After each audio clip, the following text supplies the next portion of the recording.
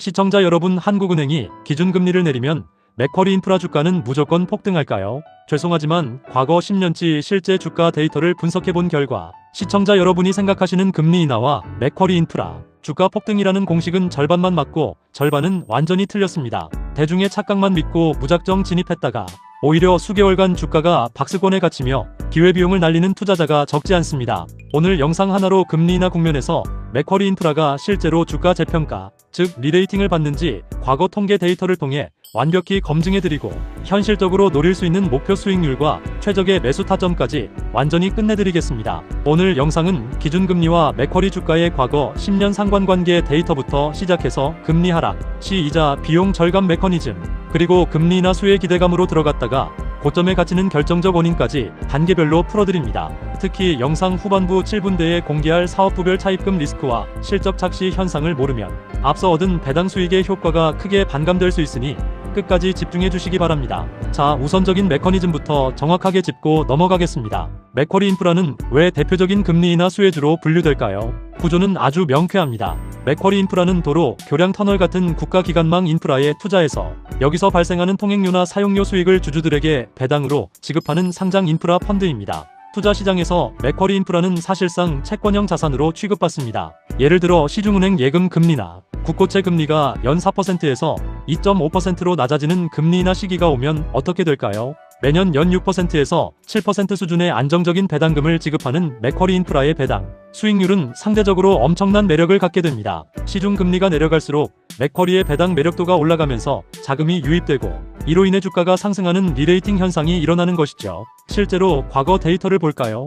한국은행이 기준금리를 차츰 인하하던 과거 인하 기조 당시 맥쿼리 인프라의 주가는 완만한 우상향 곡선을 그리며 강한 하방 지지력을 보여주었습니다. 시중 금리가 떨어지면 인프라 자산의 할인율이 낮아져 자산 평가 가치가 올라가고 이는 곧 주가 상승으로 직결되기 때문입니다. 여기에 더해 금리가 하락하면 맥쿼리 인프라가 인프라 자산을 매입할 때 조달했던 차입금의 이자 부담이 줄어듭니다. 이자 비용이 줄어들면 그만큼 주주들에게 돌아갈 순배당 여력이 늘어나는 선순환 구조가 완성되는 겁니다. 여기까지 들으면 금리 인하 소식 나오자마자 맥쿼리 인프라를 풀매수하면 되겠구나라고 생각하실 겁니다. 하지만 실제 시장의 움직임은 그렇게 단순하지 않습니다. 금리 인하 발표 당일 주가가 곧바로 10%, 20% 폭등하는 일은 일어나지 않습니다. 왜일까요?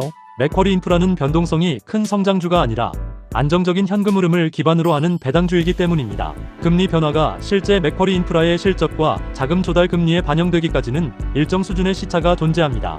여기까지가 누구나 인터넷 검색 몇 번으로 알 수 있는 일반적인 기본기였습니다. 하지만 지금부터가 진짜 실제 계좌 수익률을 가르는 핵심 심화 노하우이자 대중들이 완전히 착각하고 있는 리얼 데이터입니다. 많은 투자자분들이 한국은행이 금리를 내리면 맥쿼리 인프라가 지불하는 이자, 비용도 오늘 당장 줄어들 것이라 생각합니다. 하지만 실제 맥쿼리 인프라의 사업보고서와 자금 조달 공시 데이터를 뜯어보면 완전히 다른 현실을 목격하게 됩니다.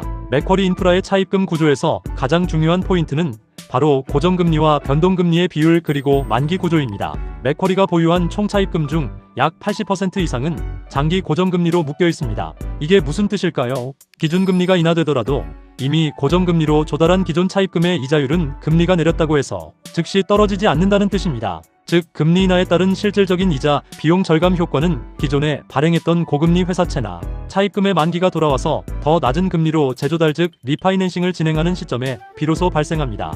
예를 들어볼까요? 과거 금리가 최고조에 달했던 시기에 연 5%대 고금리로 조달했던 약 3천억 원 규모의 차입금 만기가 내년에 도래한다고 가정해보겠습니다. 기준금리 인하 기조 속에서 이를 연 3.5%의 신규 금리로 리파이낸싱하는데 성공한다면 그 차액인 연 1.5%, 즉 매년 약 45억 원에 달하는 순이자 비용이 절감됩니다.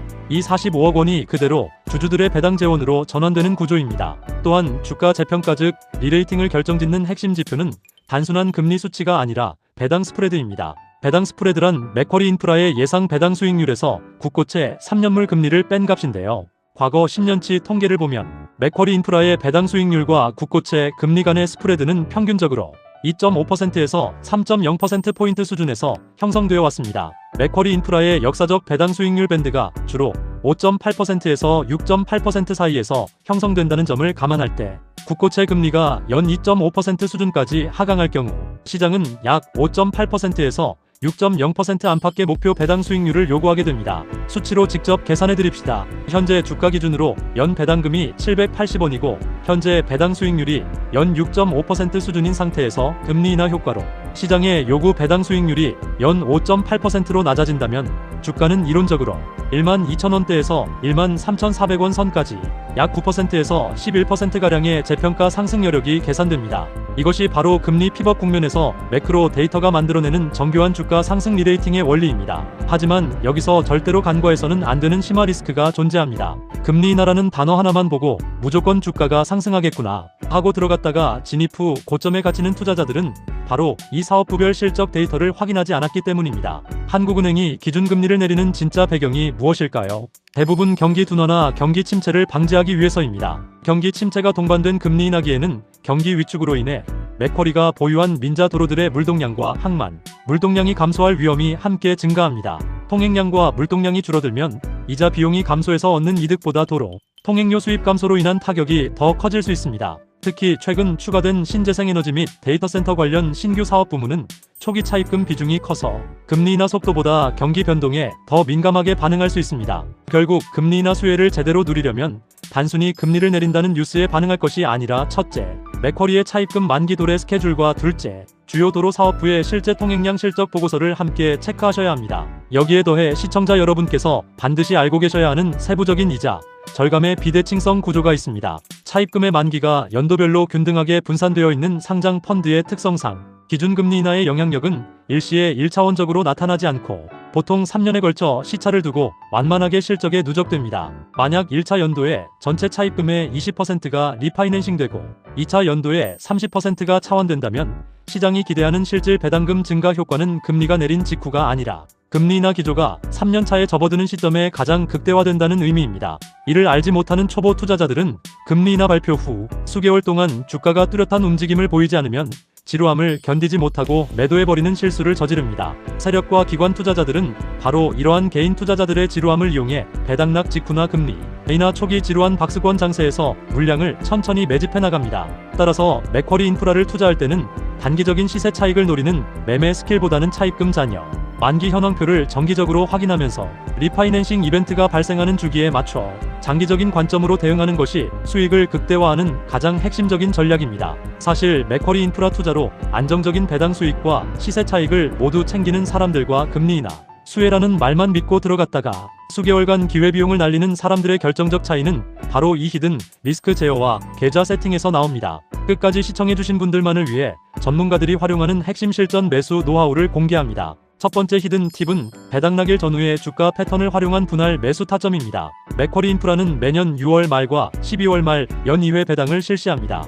대다수 개인 투자자들은 금리 인하 소식이 나오고 배당 기준일이 임박했을 때 부랴부랴 쫓아들어가 매수하곤 합니다. 하지만 이 시기는 배당 기대감이 주가에 선반영되어 고평가된 구간입니다. 과거 데이터를 검증해보면 오히려 배당락이 발생한 직후 한개월에서 2개월 사이 배당금이 빠져나가며 주가가 일시적 눌림목을 형성할 때가 시장 금리 변화 대비 가장 이상적인 안전지대 매수 타점입니다. 금리 인하 기조 속에서 주가가 배당락으로 인해 3%에서 5%가량 조정을 받았을 때 분할 매수로 접근하면 향후 주가 재평가에 따른 시세 차익과 배당 수익을 동시에 극대화할 수 있습니다. 두 번째 히든 팁은 바로 세금 락인 전략입니다. 맥쿼리 인프라의 연 6%에서 7% 배당금은 일반 주식 계좌에서 받게 될 경우 15.4%의 배당소득세가 고스란히 차감됩니다. 만약 배당금이 2천만 원을 초과하면 금융소득종합과세 대상에 포함되어 과세 부담이 크게 늘어날 수 있죠. 따라서 맥쿼리 인프라를 매수할 때는 반드시 ISA 개인 자산관리 계좌나 연금저축 IRP 계좌를 활용하셔야 합니다. ISA 계좌에서 맥쿼리 인프라를 담을 경우 발생한 배당 수익에 대해 최대 200만 원, 서민형은 400만 원까지 비과세 혜택이 적용되고 초과분에 대해서도 9.9% 저율 분리과세가 적용됩니다. 금리 인하로 인한 배당 매력도를 100% 내 계좌에 온전히 누적시키는 가장 확실한 방패인 셈입니다. 뿐만 아니라 절세 계좌를 활용한 복리 재투자 메커니즘을 구체적으로 계산해보면 그 격차는 더욱 벌어집니다. 일반 계좌에서 매년 100만 원의 배당금을 받을 경우 15만 4천 원의 세금을 차감하고 순수 배당금 84만 6천 원만을 재투자할 수 있습니다. 그러나 ISA 계좌나 연금저축 계좌를 활용하면 과세가 연기되거나 비과세 처리되므로 100만 원의 배당금 전체를 온전히 맥쿼리 인프라 수량 늘리기에 재투자할 수 있습니다. 이 과정이 5년 이상 누적될 경우 일반 계좌 투자자와 절세 계좌 투자자 간의 총 자산 형성 격차는 단순히 세금 차이 수준을 넘어 상당한 수준으로 현격하게 벌어지게 됩니다. 이것이 바로 금리 인하라는 것이 경제 이벤트와 정교한 절세 계좌 세팅이 만났을 때 폭발적인 자산 스노우볼 효과가 나타나는 정밀한 이유입니다. 대다수 투자자들이 주가 상승률에만 집착할 때 세금 지출을 완벽하게 방어하고 배당 재투자의 효율을 높이는 사람이 결국 금융시장에서 마지막에 웃는 승자가 됩니다. 오늘 다룬 핵심 내용을 딱 3가지로 요약해드립니다. 첫째, 한국은행 금리 인하는 맥쿼리 인프라의 분명 강력한 호재지만 주가 상승은 당일이 아닌 차입금 리파이낸싱과 시중금리 스프레드 수렴 과정에서 시차를 두고 일어납니다. 둘째, 단순 기대감 진입보다는 경기 둔화에 따른 민자도로 물동량 실적 감소 리스크를 반드시 체크해야 합니다. 셋째, 배당락 직후 눌림목 타점을 활용해 ISA 등 절세 계좌로 분할 매수하는 것이 성과를 올리는 투자 공식입니다. 오늘 분석해드린 차입금 리파이낸싱 체크리스트와 함께 다음 주에 다룰 시중금리 변화에 따른 맥쿼리 인프라 긴급 매수 매도 시그널 분석 자료를 가장 먼저 받아보시려면 지금 구독과 알림 설정을 눌러두시기 바랍니다. 시청자 여러분의 성공적인 자산 수호와 배당 승리를 응원합니다. 감사합니다.